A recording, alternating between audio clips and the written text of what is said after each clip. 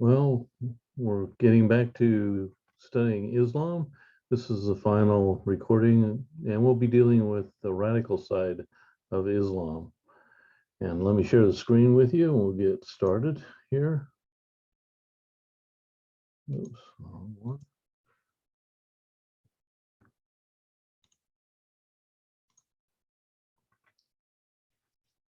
All right. Well, radical Islam is a minority of the Muslim faith, and there's a number of different factions. Of course, the most famous for us in the U.S. Came to fame with Osama bin Laden, when that really made people very aware of Islam, but certainly it focused on the narrow area of the radical side of Islam. But as the picture indicates here, this is Osama bin Laden. And of course, the most notorious terrorist attack being 9/11 on the Twin Towers, but also on the Pentagon, and another attempt to go to the Capitol. You have this statement by bin Laden and some others of his followers. All these crimes and sins committed by the Americans are a clear declaration of war on God, his messenger, and Muslims. The jihad is an individual duty if the enemy destroys Muslim countries. As for the fighting to repulse an enemy, it is aimed at defending sanctity and religion, and it is a duty. On that basis, and in compliance with God's orders, we issue the following fatwa to all Muslims. The ruling to kill the Americans and their allies, civilian and military, is an individual duty for every Muslim who can do it in any country, in any which it is possible to do it. And this comes out of the a pamphlet that was written, Declaration of the World Islamic Front for Jihad against the Jews and Crusaders. So, that is just a sample of something that's come about in radical Islam. But there's a historical nature to radical Islam. There has been times throughout Islam's history where violence is very prevalent. And so we're going to kind of look at some of the historical aspects of radical side of Islam, and then kind of bring us up to modern time, when which we're most familiar with. All right, so let's look back at this illustration we gave earlier. You've got the Quraysh tribe from which Muhammad came, and he received the from Gabriel the scriptures to recite.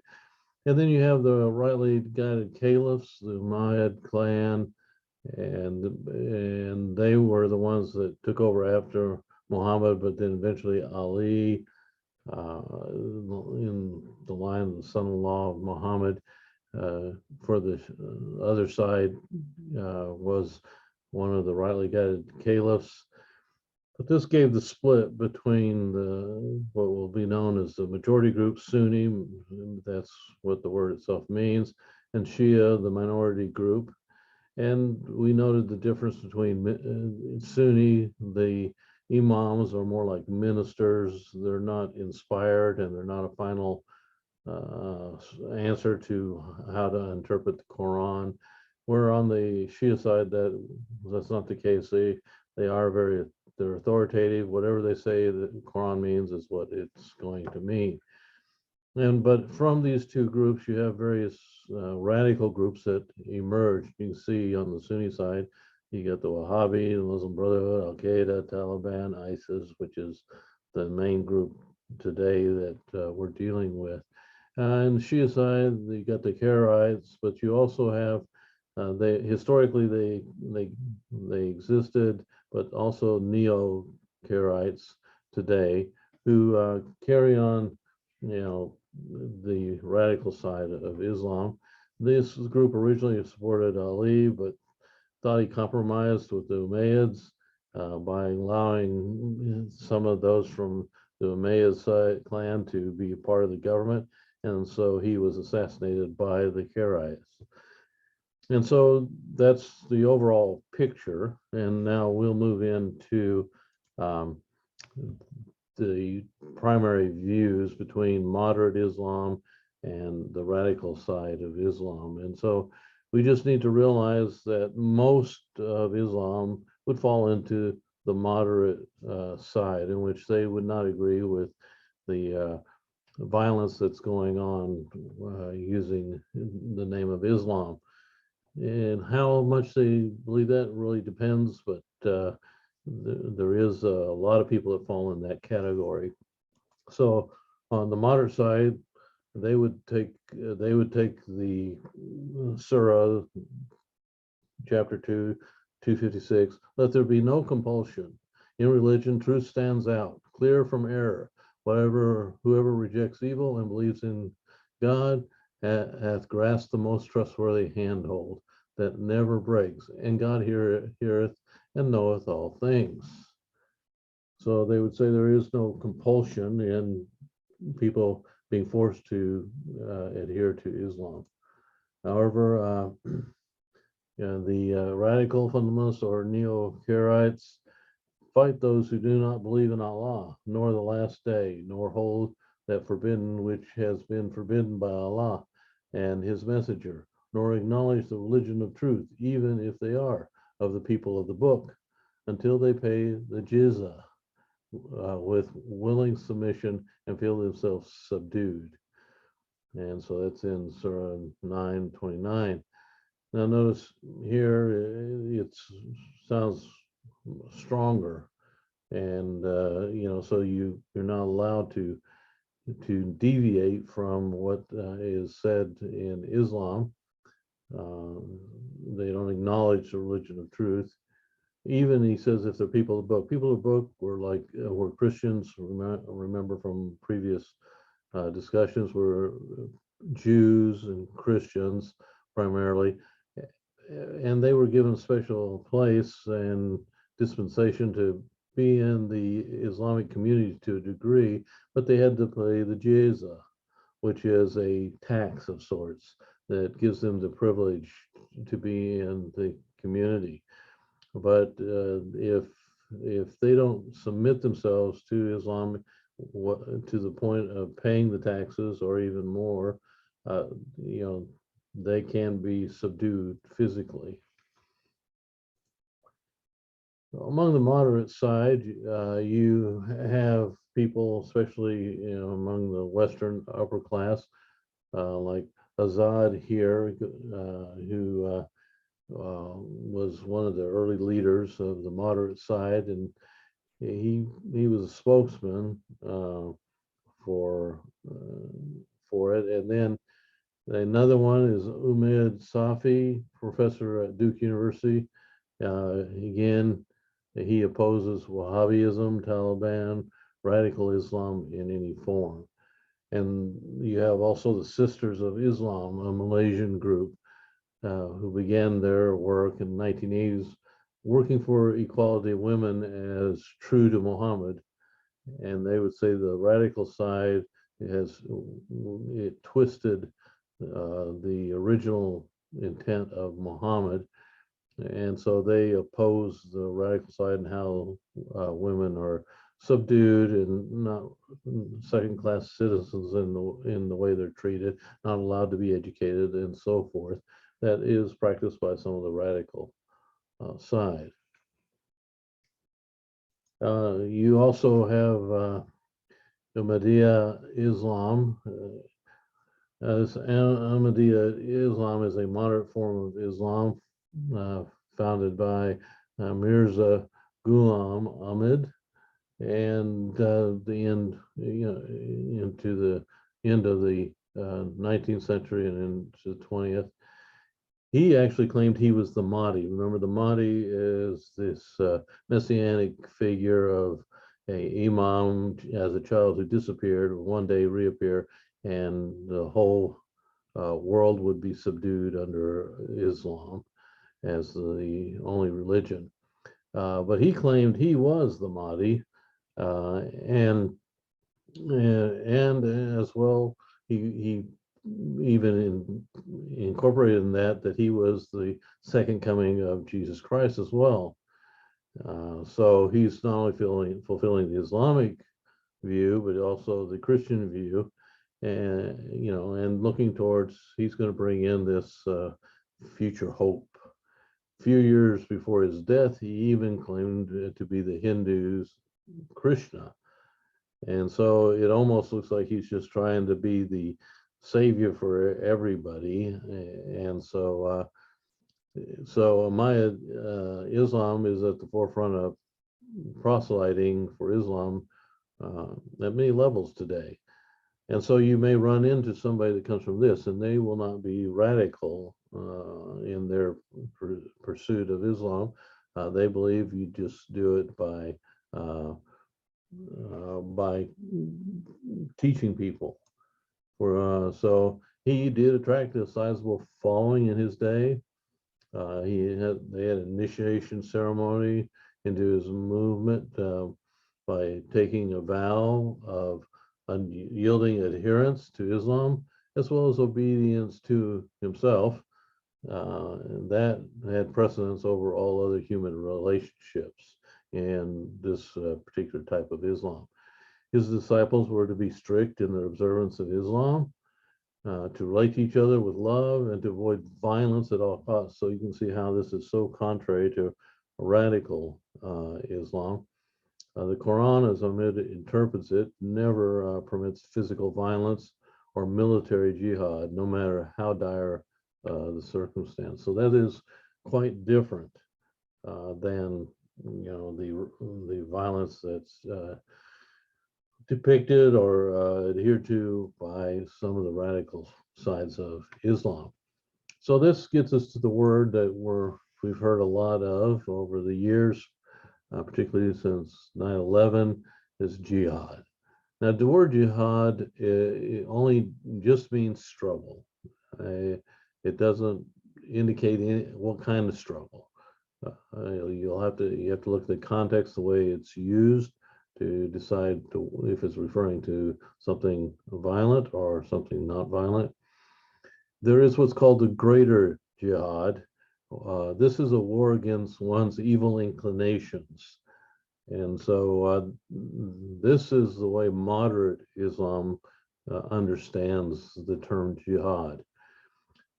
Physical violence may never be used to advance the cause of Islam. An Islamic country may never initiate international conflict. An individual may never coerce another person to accept Islam. Now that right there is quite different from what is seen in certain radical movements. And second, Islam should be propagated by means of rational appeal and persuasion only, not violence. And so that's the greater jihad. However, there is the lesser jihad, and jihad often is the same word is used for jihad as holy war. And in their view, if another nation commits an act of aggression against an Islamic country is justified in using military force to defend itself, including against another Islamic country. But it goes even further than that. This wouldn't surprise us. Most countries will defend themselves when attacked in either case, Islamic or otherwise. If a non-Islamic country represses the free exercise of Islam, including the propagation of Islam, those actions are tantamount to physical aggression against Islam. So there, if you suppress the practice of Islam in one country, that can be seen as an act of aggression. You're attacking Islam, no matter where it's at, and so they can go to war against you. And so you have that interpretation of it as well. And they go even further. Formerly Islamic territories of Dar al-Islam, taken over by non-Muslim powers, it's not allowed to revert. You can't have Muslims reverting into the non-Muslims' hands. Since reversion would be construed as a form of aggression against Islam, it must be reclaimed by Islam with jihad. So if they feel like people are leaving Islam to something else, that's a form of aggression. And so from a more radical side, just the thought that people might be leaving Islam for something else, it means that they can have a holy war against them. And this is all part of the lesser jihad, because the moderate side says the greater jihad is what really the text is talking about, not actual violence. All right, so when you get to the radical side, or fundamentalists, they're sometimes also called, there is a history of it throughout Islam's history. We saw in previous videos about as it grew and the use of violence, from the raiding of caravans to attacking other countries later on. So early radical side were the Karaites, or the Karaites. That means one who goes out. Then, as we saw earlier from the Shia side, they believe they practice pure Islam as Muhammad did, and they're the ones that were so pure that they assassinated their own leader, Ali, in 661. And you can look at different places throughout history, like the marijuana fighters in the 11th century.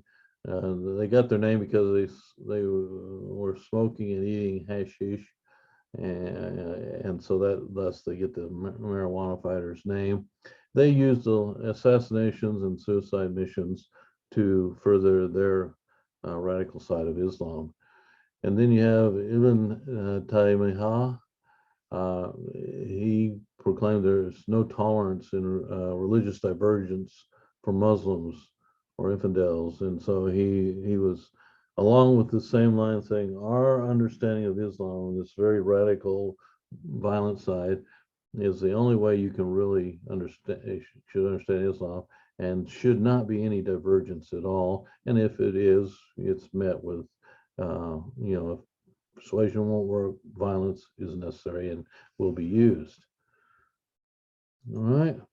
So when you have neo-Karaites now that follow the same kind of thinking in radical Islam, and overall radical Islam has some themes that go across the different groups.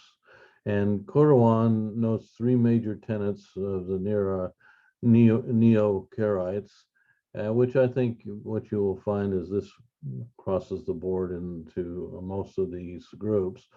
Most of the Muslim world is apostate, and that's not authentically Muslim. So even they look down on their own people that are in the Islamic faith. If they don't practice it in their narrow version, they think they're apostate, and so they can use the same methods against them as they use against the infidels or those who are not of the Muslim faith. Physical force is often necessary in order to clear the way for pure Islam, is the view. Such physical force needs to be used equally on those who are manifestly infidels, like Christians would be, and those who are Muslims in name only. And in a lot of their thinking, that's the vast majority of Muslims. So this kind of thinking and narrow thinking, narrow interpretation of things, of Islam, is the only way it can be, and anybody that interprets it otherwise, well, they're not really truly Islamic. And so that's why you find them attacking even other Muslims. Now, Muslims tend to have a particular view of the non-Muslim world, particularly of the West, Europe, and the United States, particularly. And I have found this true in visiting with Muslims. Even moderate Muslims see the secular world of the U.S. In negative light. But for fundamentalists, it's just proof that these countries need Islam to get rid of the corruption they see in it. So number one is secular West is morally corrupt. And they get most of their information, of course, from pop culture, from TV, movies, things like that. But they also see the things going on in the news that, where they would say, wow, that's, they pass a law, it's okay for same-sex marriage. They find that appalling and that kind of thing. So they just lump everybody in the West as being morally corrupt. The Western political system is anti-Islam, so they feel like that just in and of itself it's anti-Islam. And then because the West generally supports Israel at the expense of the Palestinians, they just look at that as an example of the United States and other Western nations uh, are against Islam because they support uh, Israel as a nation. They don't separate Christians from their culture generally. In the overall, unless they personally know some Christians, they may not make this separation. And my wife and I have Muslim friends, and they know us, and they don't lump us with culture, the American culture as a whole. And some are sophisticated enough in the sense that they have had enough contact with people in the West to realize that you can't lump everybody together. But others, they don't know much about the West other than what they're getting, which gives inaccurate pictures. So they just kind of lump everything together. And the belief is that among fundamentalists, Islamic law is the best for every society. So they don't buy into having a pluralistic culture where you could have various religions living next to each other. That's why they don't allow people to come in and be missionaries in their countries and, propagate their religion. And so you have that issue. They won't think it's best for everybody to be a Muslim. Um, and they would generally look down on moderate Muslims as not being true to Islam. And jihad includes the use of force to foster true Islam. And so these are common perceptions from a radical side of Islam. Right, if you just look at some of the movements down to current time, the recording of this, we're in 2022, but you got the Wahhabis are in the 1700s to the 20th century. Muslim Brotherhood began in the 20th century, early 20th century, and then Cubism in 1950s, 1966. Taliban, which there's still parts of Taliban around, all same with Al Qaeda in the 1980s. And then out of that came what is called ISIS, which is still currently one of the main fundamentalist groups that is using terrorism and to fight against whatever enemies they are targeting. So that's just kind of a brief overview, and we're going to look at some of these as we go along here. Starting with the Wahhabis,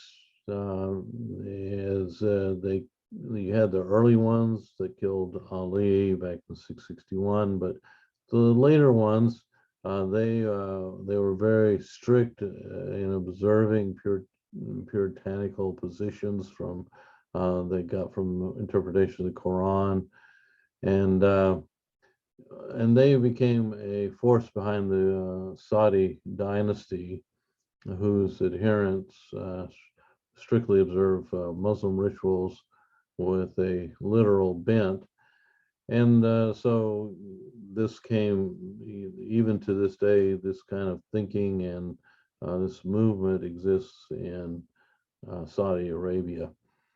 Founded by Abd al-Wahhab, that's the term Wahhabism. It was a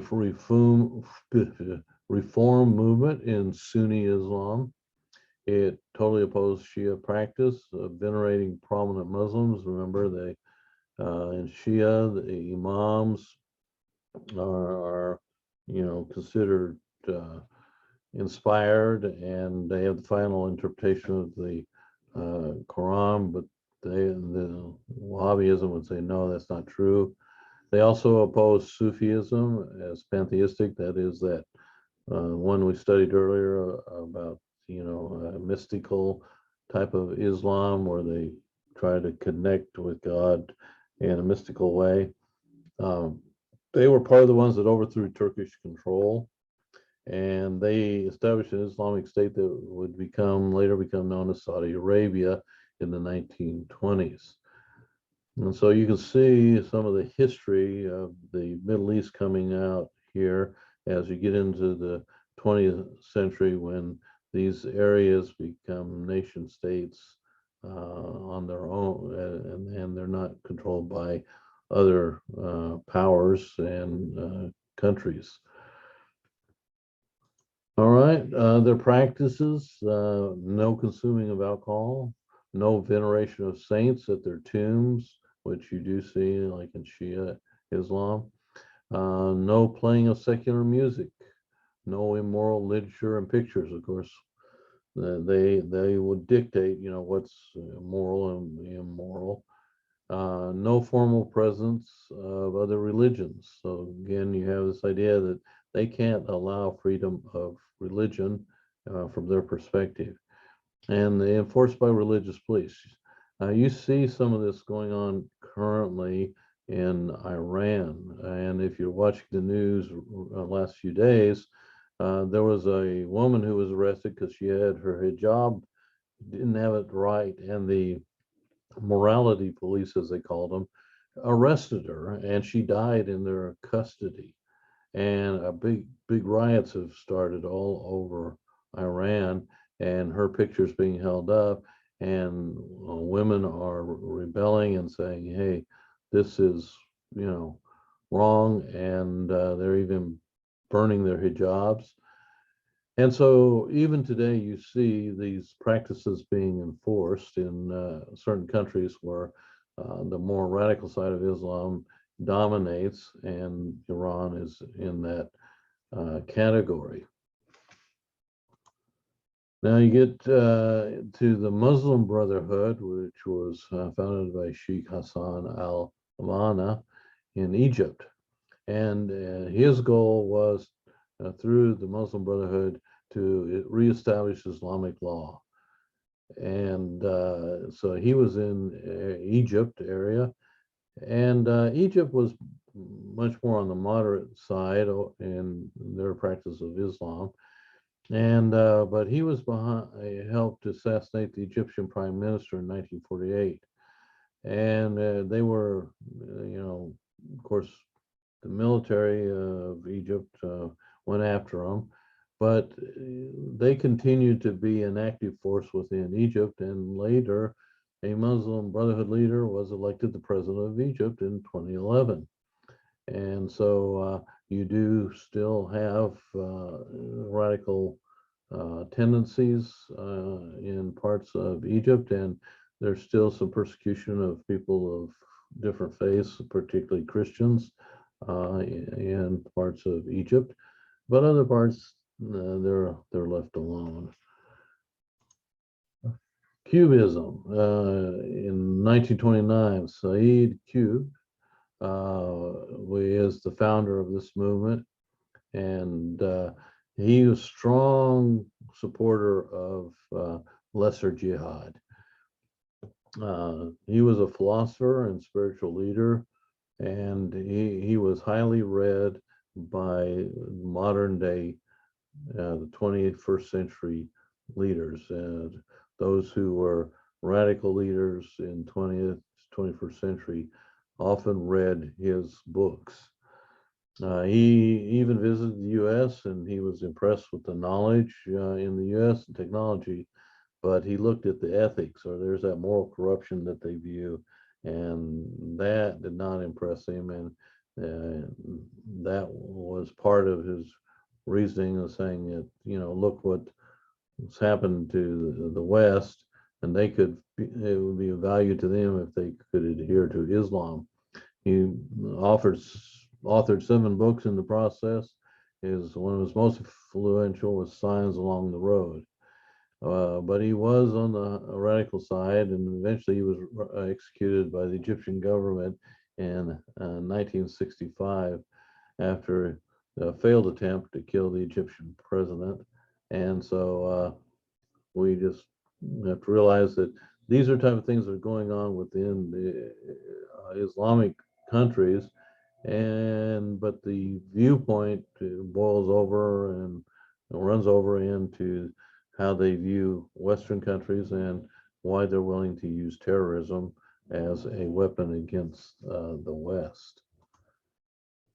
He affirmed that the early mission of Islamic armies was aggressive. So there's always been scholars who said, well, originally Islam was a nonviolent religion, but other scholars said, no, you got them using violence all through their history. And he even says himself that, violence was part of Islam. And he said Islam today ought to return to the same dynamic method practiced by the early caliphs who went out and conquered people and forced them to become Muslims.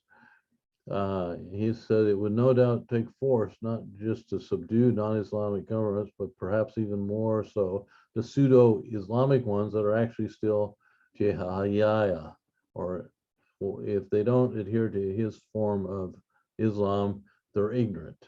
And so one of his main followers that read his works and was influenced by him was Osama bin Laden. And so this is probably, out of all the terrorists out there and leaders of the radical side, is the one we know best because of his tie to terrorist act, one of the greatest terrorist acts in American history. And so we'll come back to him in a moment. You also have the Taliban, who came about in the 1980s, and Taliban just means students, in other words, students of the Quran. Now, they'll later be absorbed into Al Qaeda with Osama bin Laden's arrival. They draw people from the Sunni side primarily of Islam, and they arose with the struggle when the Soviet Union tried to control Afghanistan, and so that they would fight against the Russians and do the same thing that happened with the American soldiers that were in Afghanistan. They'd fight against them. They'd use car bombs, suicide bombers, so forth. Same thing was happening to the Russians back then. But this is when Taliban came into control. When the Russians pulled out, Taliban turned Afghanistan into an Islamic state in which they enforced very strict laws, and that's why you had a lot of women and girls who couldn't go to school, and they had strict laws, Islamic laws along the radical side of Islam. So you often found that when the U.S. was fighting in Afghanistan and the Taliban were not in control anymore during part of that time, that the women could went back to school, and they had schools, and the U.S. even built schools so women could get educated. But now that the U.S. is back out, Taliban's taken back over, again, this strictness is going on again. And so, but that's because the power that's in Afghanistan, it comes from this side of Islam. Well, this brings us to Al Qaeda, and which means the base. In other words, the base of jihad. They're the foundation of jihad. That would be the lesser jihad. And so you have Osama bin Laden, who was the leader of this group, and he was from the Sunni side, wealthy in and of himself, came from a wealthy family. But he basically founded the organization, and in anything that he thought was a threat to Islam, he would fight against. And of course, from that reading we saw at the beginning there, first slide, you can see that he lumped the West together and said, you know, these are the ones we need to fight against, and anybody, he called for a jihad from anybody, wherever they're at, to attack. And he was so radical, he was banished from his home in Saudi Arabia. His headquarters eventually ended up in Afghanistan. And there were many attacks prior to the 9/11 against civilian and military targets, just like it was written in that pamphlet that we read part of earlier. But the one that brought him to notoriety and made the West take notice was what happened on 9/11 in 2001, and where some of his followers, they planned this attack. They sent people over to be part of that attack. They went to flying schools for people who learned to fly for commercial airlines, and in that they learned to take off and to pilot the plane. They never got to finish their lessons to how to land them, but they didn't really need them. And this is how the two planes crashed into the World Trade Center. And so this just made the whole world aware of just how far they are willing to go. And in the process, between the plane crashing into the Pentagon and the one into the trade centers, some 2,996 people were killed. The vast majority, of course, were civilians. And that doesn't even count those who responded to this disaster and to this terrorist act that went to help. A lot of them who breathed in this smoke and the debris stuff got in their lungs, and we've had a lot of people die from the after effects of that as well. But this is the one that put radical Islam in the limelight. And from that time, U.S. has been in various ways at war with the radical side of Islam. And it's often depicted that it's all of Islam, but really it's only the radical side. But the radical side mixes itself up among other Muslims. And, you can't just pick out, hey, this guy's a radical, this one isn't. But the idea is that they're at war with the West, and the West so has to respond and try to defeat this as much as possible. And that's why had been in Afghanistan until recently. And so now that we are out of that and not over there fighting anymore, but again, the Taliban, Al Qaeda really now have control back of those areas. We'll have to wait and see, where this leads us. But after Al Qaeda, you have ISIS, which is the most active aspect, or what do you say, group of radical Muslims. ISIS stands for Islamic State of Iraq and Syria. And of course, U.S. had been in Iraq fighting against radical Islam, and Syria went into a civil war, and the radical side of Islam is fighting on one side, and you have others on the other side. And Abu Musab al-Zarqawi was originally part of Osama bin Laden's Al Qaeda network. He founded this militant group. It was first called ISIL. I remember on newscasts I keep hearing them call them ISIL, and it's an acronym standing for Islamic State of Iraq and the Levant. Now it's been shortened since 2014 to IS, simply mean Islamic State. Now in Europe and Middle Eastern governments, they would call them Daesh, and they really didn't like that name. It's an acronym for al-Dawla al-Islamiyya fi al-Iraq wa al-Sham. That's a mouthful, isn't it? Which translates to Islamic State of Iraq and Syria. But ISIS did not like that. They didn't approve that name, and they threatened to cut out the tongue of anyone who used that name. So they weren't happy with the name other people were giving them. So with ISIS, we're kind of where we are currently in the world. There's a lot of activity with ISIS going on at the present. It's claimed responsibility for hundreds of terrorist attacks in the Middle East and around the world. They've certainly been most active in the Middle East.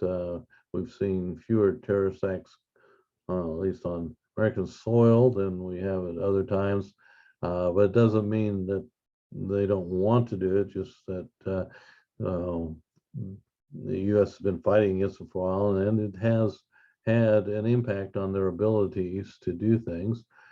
But since about 2014, they've destroyed numerous historical sites and artifacts. There are places that had these beautiful statues built into a mountain of Buddha and other things, and they just totally blew them up. And because they feel like they're idolatry and things like that. And so you get the loss of historical artifacts because they want to cleanse everything of anything that's not to their standard of what Islam should be. So in Syria, Libya, they've wiped out monuments, statues, and shrines that they consider to be idolatrous. Um, and news investigations have revealed ISIS has sold and profited from many of these artifacts. So what they didn't destroy, they got rid of and sold and got the money for them to continue their activities. So to conclude this section on radical Islam, various areas of the Middle East still have various radical factions operating within them. And so you'll hear of events happening in news here and there. But it continues to be an aspect of Islam, and unfortunately, it gets a lot of the press and the moderate side. It doesn't get a fair shake in representing Islam, but we do need to be aware that those two sides exist, and realize that most Muslims are going to fall onto the moderate side of things. So we should be careful how we, just as Christians, we need to treat everyone well. But sometimes some people were told by Paul to live in peace with all people, so much as it depends on us. Some people don't want to live in peace, but a lot of people do. So that concludes this presentation on radical Islam. And so we'll pick up in the series in world religions. We'll be looking at the Baha'i faith. So until then, I will see you at that one.